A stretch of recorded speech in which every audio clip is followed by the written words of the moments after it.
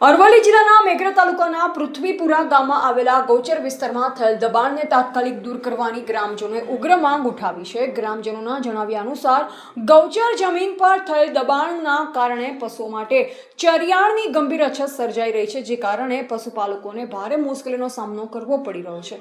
ગ્રામજનોએ જણાવ્યું હતું કે ગૌચર જમીન ગામની જાહેર સંપત્તિ છે અને તેનું રક્ષણ કરવું તંત્રની જવાબદારી છે। અનેકો વખત રજૂઆત કરવા છતાં હજુ સુધી દબાણ દૂર કરવાની કોઈ જ અસરકારક કાર્યવાહી કરવામાં આવી નથી। ગ્રામજનોએ જિલ્લા વહીવટીતંત્ર અને સંબંધિત અધિકારીઓને તાત્કાલિક સ્થળ તપાસ કરી ગૌચર જમીન પરથી તમામ ગેરકાયદે દબાણ દૂર કરવાની તથા ગૌચર જમીનને મૂળ સ્વરૂપમાં પુનઃ સ્થાપિત કરવાની માંગ કરી છે। જો સમયસર યોગ્ય કાર્યવાહી નહીં થાય તો આગામી દિવસોમાં ગ્રામજનો દ્વારા લોકશાહી ઢબે આંદોલન કરવાની પણ ચીમકી ઉચ્ચારવામાં આવી છે। આપણે બધા 4 વર્ષથી ગૌચર માટે મહેનત કરીએ, બરાબર।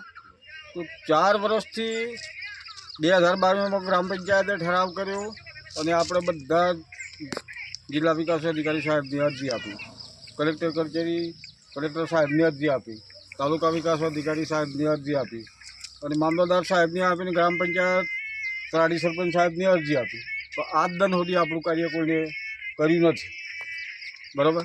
કોઈ માપણી માટે આવ્યું નથી અને છેલ્લા આપણે જિલ્લા વિકાસ અધિકારી સાહેબની તો જવું પડ્યું અને કલેક્ટર સાહેબની રૂબરૂ જવું પડ્યું અને આપણે 10 દિવસમાં આપણા ગૌચર નિરાકરણ નહીં આવે તો કલેક્ટર કચેરી સાહેબ આપણે બધા ઉપવાસ પર, બરાબર બરાબર ને।